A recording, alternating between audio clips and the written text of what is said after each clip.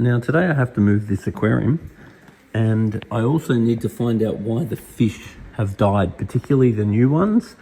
And this is really easy, because if you look at the surface of this water, it is completely still. Now, if the water's still, it means it's got a high surface tension. And if the water's got a high surface tension, the gas will not exchange.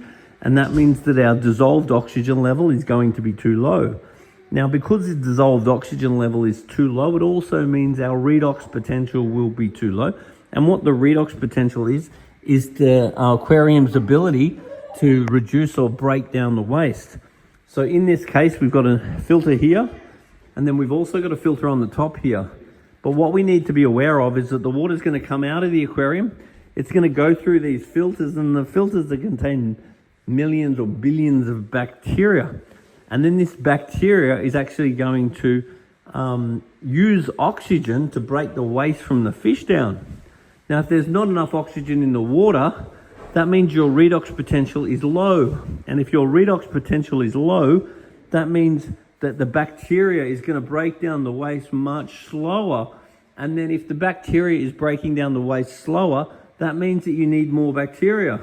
And more bacteria makes the oxygen go down. The oxygen going down makes the redox go down. So you create a death spiral. So it's really important that your aquarium is well agitated. So I'm going to play around with these outlets to make sure that the water is well broken, to make sure the gas can exchange. Now, the other thing too that's really important is that if you ever lose a fish, we need to remove it straight away. Because if we have fish in the aquarium that are rotting, then that rot is also going to reduce the dissolved oxygen and reduce the redox.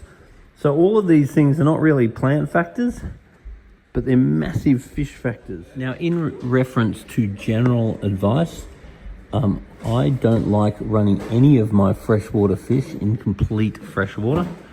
Some fish I like to add more salt than other fish, but even though they're freshwater fish, I still like a little bit of salt in the water.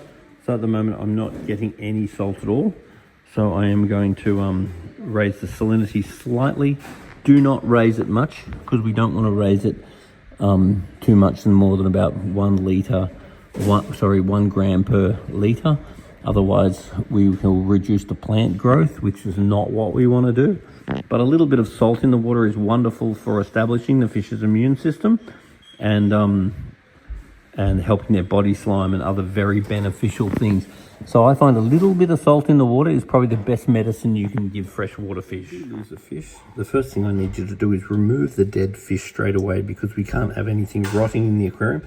And then it's really important to alert your aquarium professional straight away as soon as you have seen a dead fish, because if we lose one, we need to find out straight away if there is a problem so we can stop any others from dying, especially in the case of this one, because any issues are massively exaggerated by the presence of any decaying or dead fish.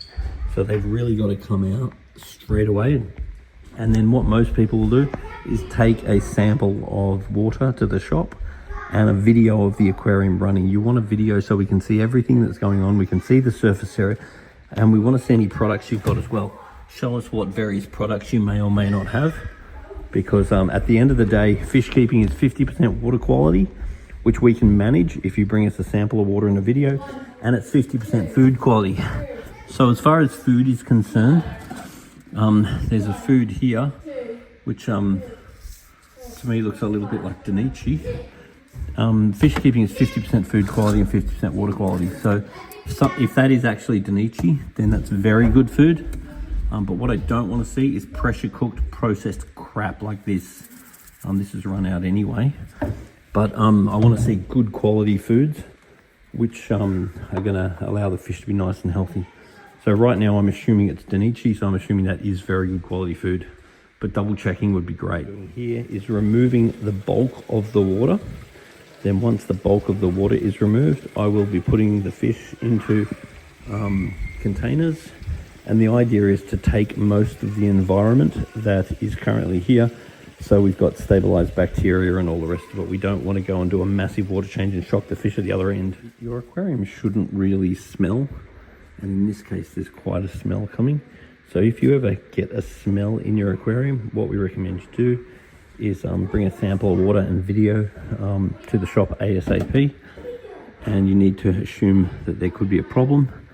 And then there are various products such as polyfilter and activated carbon that can help to remove the smell after you diagnose what the actual problem is. In this case, I'm very confident that the problem would be the smell of the rotting fish, and that would be due to not enough surface agitation, and that would have made the dissolved oxygen level fall too much. So I'm very confident what's going on here. And most of all, it's important to make sure you know how to make sure that the same thing doesn't happen again. It's important to make sure that whatever the light is shining through is clear, because in this case, over time, this is obviously discolored.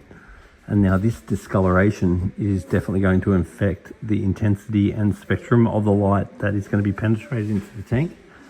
So replacing this old stained shield would be a very good idea. Also be aware that these tubes are only really beneficial for growing plants properly for 6 to 12 months, because inside these tubes are gases, and the gases burn, and then the light will be less efficient.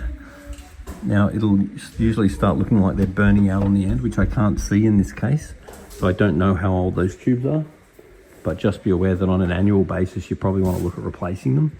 And these days it's pretty much all about LED. It's very uncommon to see T8s anymore, because they do need replacing regularly to maximize their output. Going on here is a top filter. So you can see that this filter wall is very ready for replacing. The more often this is replaced, the more efficient the mechanical media is. So we try not to let it get too dirty without replacing it. And I way rather use polyfilter over filter wall where possible. And then under here we've got some sponge. And then here's our noodles. So the noodles come with these tanks. My only gripe with these noodles is that they do tend to produce nitrate, which in a tank like this with this many plants wouldn't normally be a problem. But where possible, I tend to pick Marine Pure over the noodles because of the parallel denitrification capacity. And it's really important that this media is never cleaned with tap water. It's only cleaned with water from the fish tank, because all your bio media. We've also got some other little media in here too. So when I got here, it appears that the CO2 unit was not in function. And I found this diffuser, which is broken, in the back of the aquarium. The CO2 line was just going into the aquarium.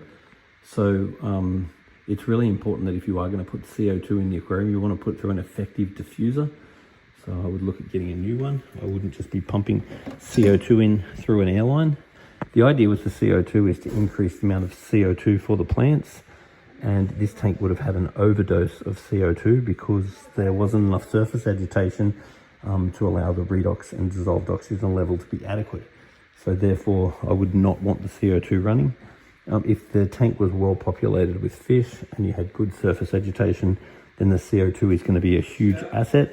But it's really important that it's set up and installed correctly, and that it's got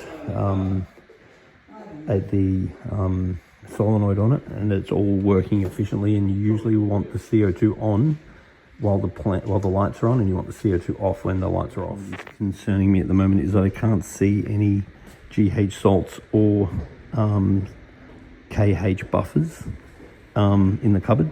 And if you are going to run CO2, it's really important that you're aware of your KH, because the CO2 in water becomes carbonic acid, and that makes the pH drop really fast.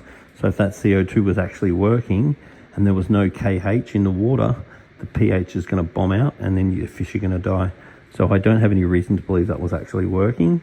But in saying that, it would concern me that there's no carbonate